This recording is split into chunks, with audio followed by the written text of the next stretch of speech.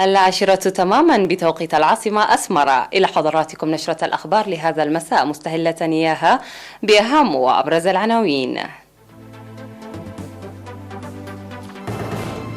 اختتام أسبوع القانون.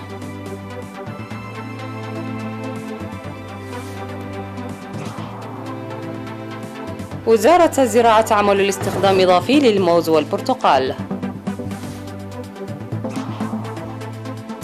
تقييم الحملة الطلابية التنموية في إقليم شمال البحر الأحمر.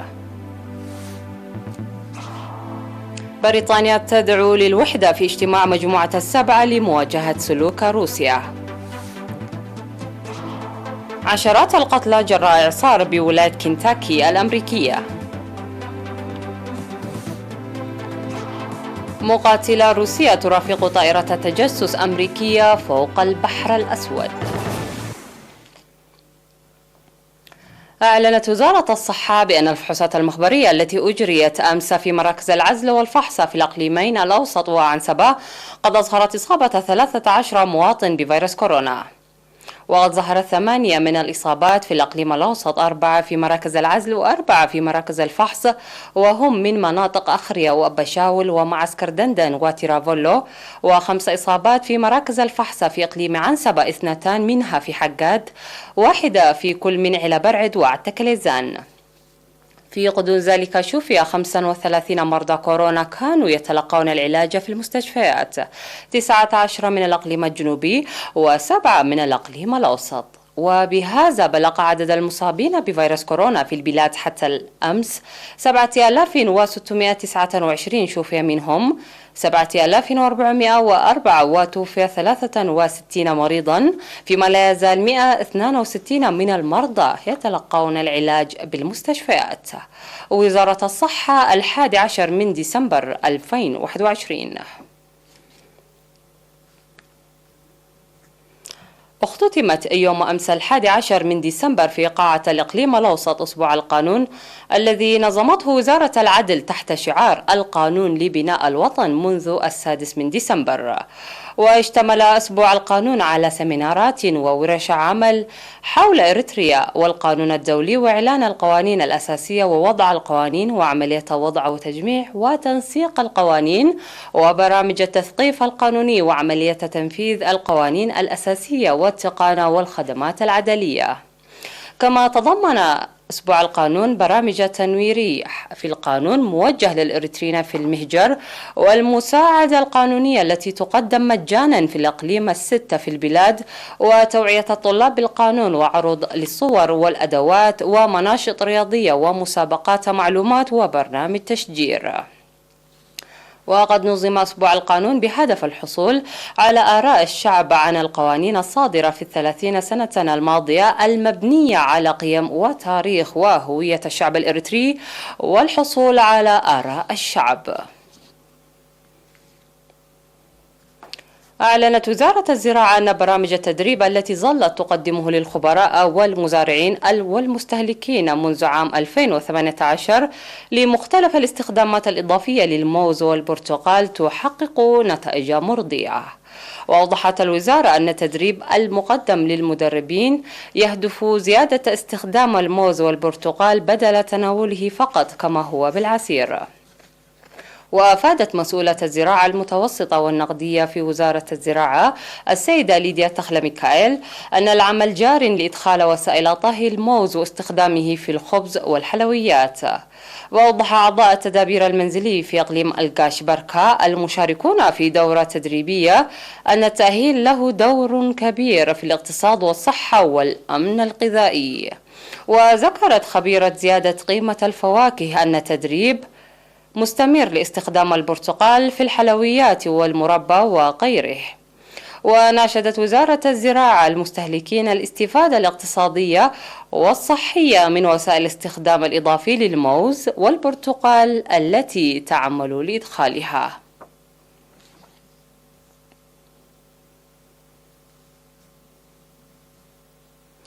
قام إقليم شمال البحر الأحمر في 9 ديسمبر بتقييم أنشطة الحملة الطلابية التنموية التي جرت في الفترة ما بين 7 يوليو حتى 15 أغسطس لعام 2021 وسط حضور فروع وزارات التعليم والزراعة والصحة والشركاء الآخرين.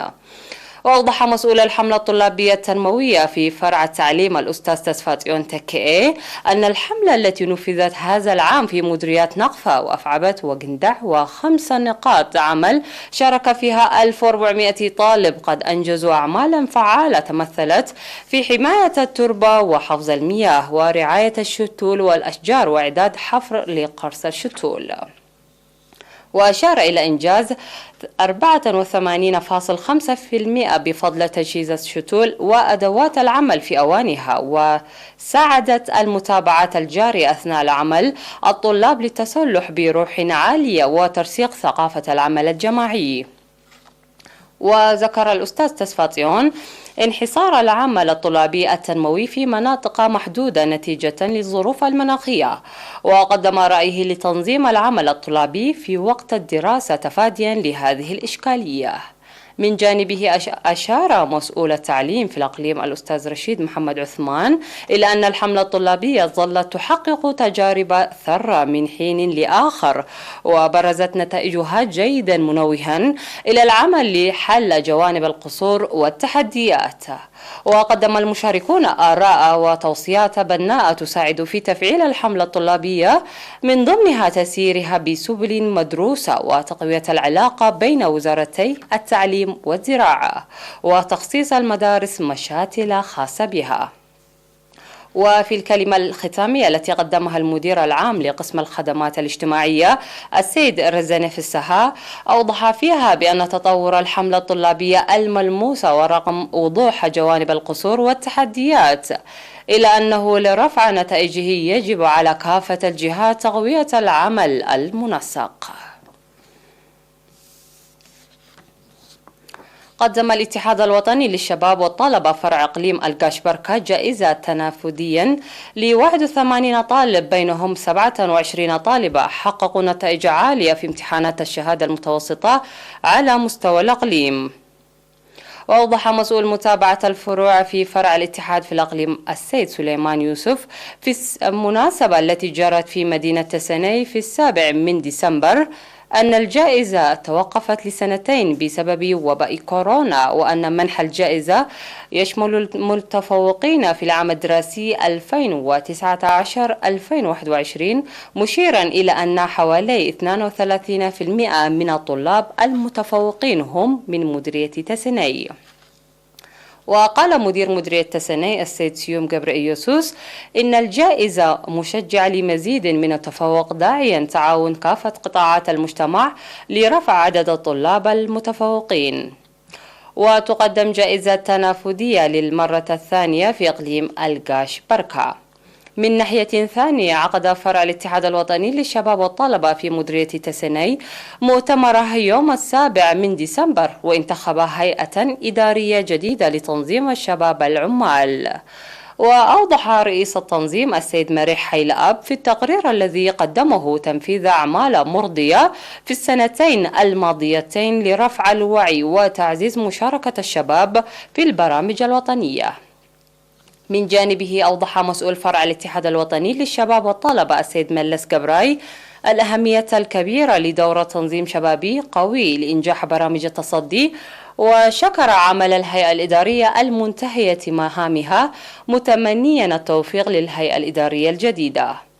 وأكد السكرتير الجبهة الشعبية للديمقراطية والعدالة في مديرية تسني السيد عبد الحميد إسماعيل بأن البرامج التي نفذها فرع شباب العمال تعكس قوة التنظيم، داعيا مواصلة الجهد لتحقيق نتائج أفضل.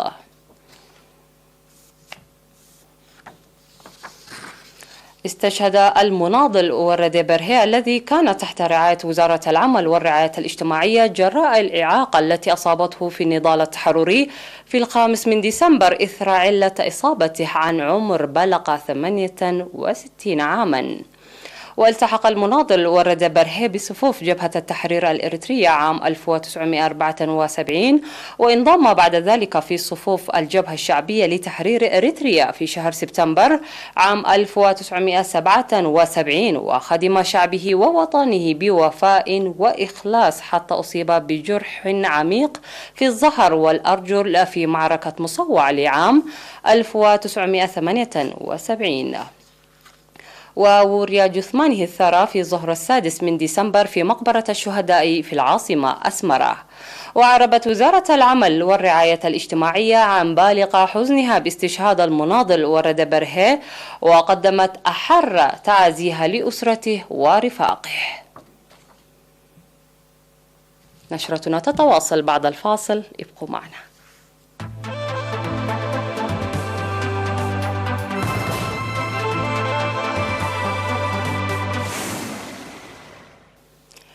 اجتمع كبار دبلوماسي مجموعة الدول السبع الصناعية بمدينة ليفربول لحضور اجتماع وصفته بريطانيا البلد المضيف بأنه استعراض للوحدة ضد المعتدين العالميين. وتسعى المملكة المتحدة للحصول على إجماع بعيد المنال من نادي الدول الغنية ردا على التوترات مع الصين وإيران وما تصفه بالسلوك خبيث من جانب روسيا تجاه أوكرانيا. واستقبلت وزيرة الخارجية البريطانية ليز تروس وزير الخارجية الأمريكي أنتوني بلينكن ونظرائها في مجموعة السبع في بداية المحادثات التي استمرت يومين. وقالت تروس عند افتتاح الاجتماع بحضور وزراء خارجية المملكة المتحدة والولايات المتحدة وكندا وفرنسا وألمانيا وإيطاليا واليابان: نحتاج للدفاع عن أنفسنا بقوة ضد التهديدات المتزايدة من الجهات المعادية والوقوف في وجه المعتدين. وقالت الحكومة البريطانية إن تروس وبلينكن التقيا وعربا عن قلقهما العميق بشأن حشد القوات الروسية على الحدود الأوكرانية.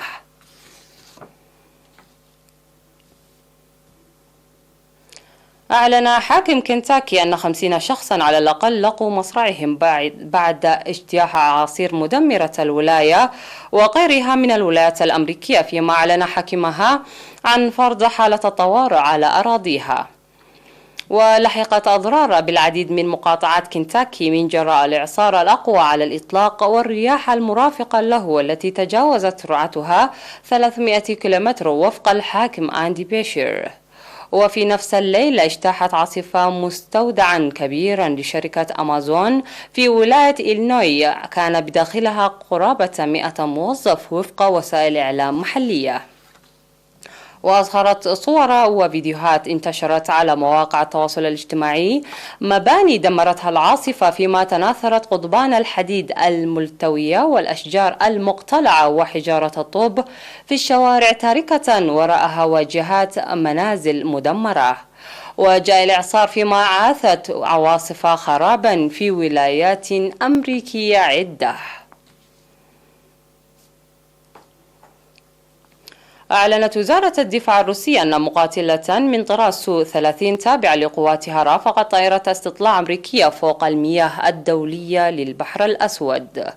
وقالت الوزارة: رصدت وسائل المراقبة الجوية الروسية فوق المياه الدولية للبحر الأسود هدفا جويا كان يقترب من حدود دولة الاتحاد الروسي. وذكر البيان أن طاقم المقاتلة الروسية حدد أن الهدف الجوي هو طائرة استطلاع من نوع B-8A للقوات الجوية الأمريكية، مشيرا إلى أن المقاتلة الروسية رافقتها فوق مياه البحر الأسود. جدير بالذكر أن الجيش الفرنسي كان قد أعلن سابقا أن مقاتلتين روسيتين تتبعتا طائرتين حربيتين فرنسيتين وطائرة صهاريج لتزويد الطائرات بالوقود في الجو في المجال الجوي الدولي فوق البحر الأسود في ثاني حادث من نوعه هذا الأسبوع.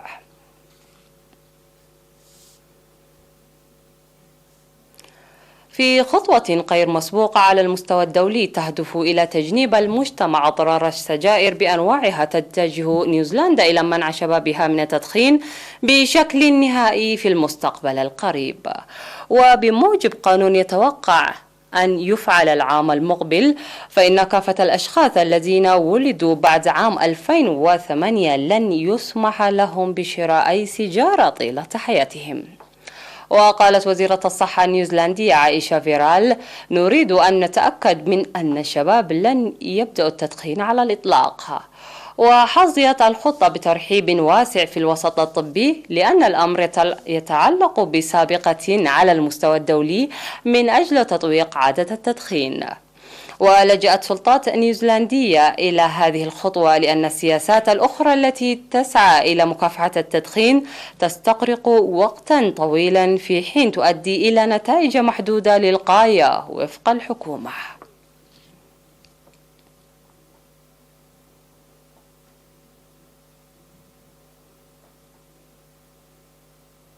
ختام النشرة، اسمحوا لي أن أذكركم بأهم ما جاء فيها.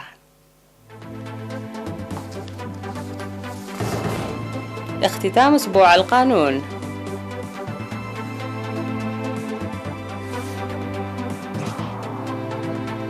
وزارة الزراعة تعمل لاستخدام إضافي للموز والبرتقال. تقييم الحملة الطلابية التنموية في إقليم شمال البحر الأحمر.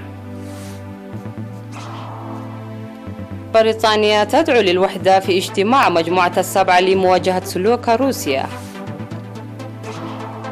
عشرات القتلى جراء إعصار بولاية كنتاكي الأمريكية.